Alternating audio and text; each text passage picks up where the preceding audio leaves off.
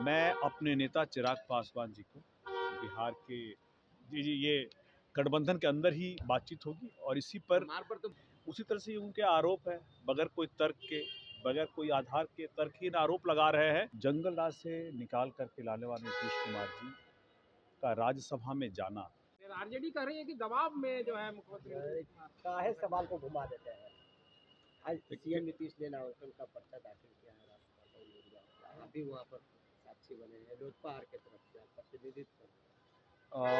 माननीय मुख्यमंत्री श्री नीतीश कुमार जी ने अपने राजनीतिक पूरी अपनी यात्रा का हवाला देते हुए उन्होंने राज्यसभा में जाने की इच्छा व्यक्त की और एनडीए के जितने भी घटक दल हैं सभी ने इस बात को मानते हुए आगे के उनके इस यात्रा के लिए सभी ने मिलकर उनका सहयोग किया, साथ दिया।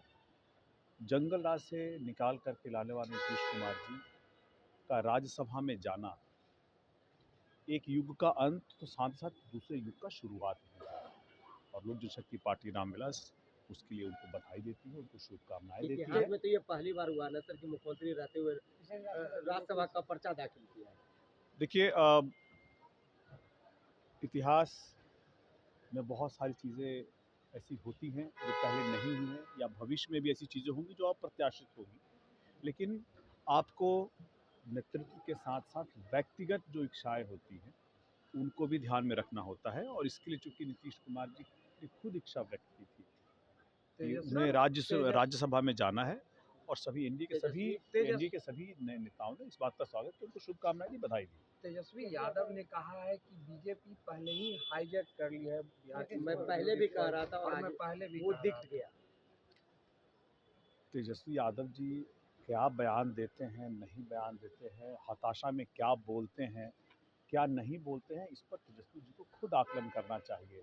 आज पूरे के पूरे महागठबंधन में तेजस्वी जी की बात सुनने के लिए ना कांग्रेस तैयार है, ना अलग उनके एलाई तैयार है। तथ्य के साथ, तर्क के साथ अगर तेजस्वी जी बोले तो चीज़ें समझ में भी आती हैं।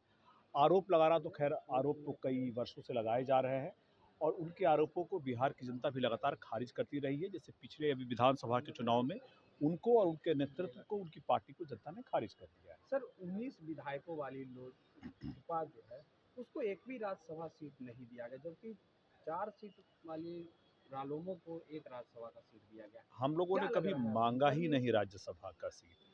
देखिए, बिहार की जनता ने हमारी पार्टी को, हमारे नेता को, हम लोगों को पिछले आप देखेंगे 2 सालों में अप्रत्याशित आशीर्वाद दिया है। हमारे 19 विधायक, बिहार सरकार में 2 मंत्री, 5 सांसद, 1 केंद्र में मंत्री, इसके अलावा अगर हम लोग कुछ और मांगते हैं तो एक बड़ा ही नाशुक्रा सा संदेश जाता। हमारे भविष्य में आने वाले समय में हमें क्या वाजिब मिलना चाहिए, नहीं मिलना चाहिए, गठबंधन के अंदर तय होगी और जब तय होंगी तो आपको भी बता दी जाएगी। हम लोगों ने राज्यसभा का सीट कहीं नहीं मांगा। एक आखिरी सवाल सर, क्या एनडीए की तरफ से अगला मुख्यमंत्री कौन होगा? क्या चिराग हो सकते हैं मुख्यमंत्री? इस पर मैं ये कहना चाहूँगा कि ये बातें गठबंधन के अंदर, गठबंधन के बड़े नेता बैठ कर के तय करेंगे। आपस में भी बातचीत होगी, विचार विमर्श होगा और उसके बाद ही फैसला लिया जाएगा। व्यक्तिगत तौर पर ये मेरा निजी विचार है। मैं अपने नेता चिराग पासवान जी को बिहार के बड़े नेता के रूप में देखना चाहता हूं। मैं उनको बिहार के मुखिया के रूप में देखना चाहता हूं, लेकिन ये मेरी व्यक्तिगत विचारधारा है, ये मेरी व्यक्तिगत राय है। अंतोगत्वा अगले मुख्यमंत्री कौन होंगे बिहार के, ये गठबंधन, एनडीए गठबंधन के बड़े नेता ही बैठ करके तय करेंगे। सर मोदी के हनुमान कहे जाते हैं। जी, ये गठबंधन के अंदर ही बातचीत होगी और इसी पर हनुमान पर तो भरोसा होना चाहिए ना जी, हनुमान पर तो भरोसा होना चाहिए। अब बिल्कुल भरोसा है, तभी तो केंद्र में इतना बड़ा दायित्व दिया हुआ है। लेकिन और बड़े दायित्व के लिए जब एनडीए के गठबंधन में बड़े नेता बैठ करके तय करेंगे, आपसी बातचीत होगी, सहमति बनती है, सहमति बनेगी, इसके बाद जो भी फैसला आएगा आप सभी के संज्ञान में दिया जाएगा। सर सीएम नीतीश कुमार जिस तरह से राज्यसभा का नामांकन भरा है, विपक्ष के लोग जिस तरह से हमलावर हैं, कह रहे हैं कि उन्हें दबाव डाला गया है। मुख्यमंत्री नीतीश कुमार मोबाइल यूज नहीं करते हैं, उनके ट्विटर हैंडल से ट्वीट किया गया है। 2-4 मंत्री उनके इर्द गिर्द भाजपा के एजेंट बनकर रहते हैं? देखिए, ये तमाम निराधार आरोप हैं जो नेता प्रतिपक्ष बिहार में जब विधानसभा का सत्र चल रहा होता है तो खुद नहीं आते हैं। तो बिहार के लोगों के प्रति, बिहार विधानसभा के प्रति उनका क्या दायित्व है, क्या जवाबदेही है, क्या गंभीरता, वो दिख रहा होता है। उसी तरह से उनके आरोप है, बगैर कोई तर्क के, बगैर कोई आधार के तर्कहीन आरोप लगा रहे हैं। उन्हें खुद अभी सोचना चाहिए कि नेता प्रतिपक्ष के तौर पर बिहार की जनता के प्रति जो उनका दायित्व है वो पूरा करें, उसको पूरा करने में ध्यान दें। बाकी एनडीए क्या कर रहा है वो एनडीए आपस में अपने लोगों से बातचीत करके तय करके आगे बढ़ रहा है।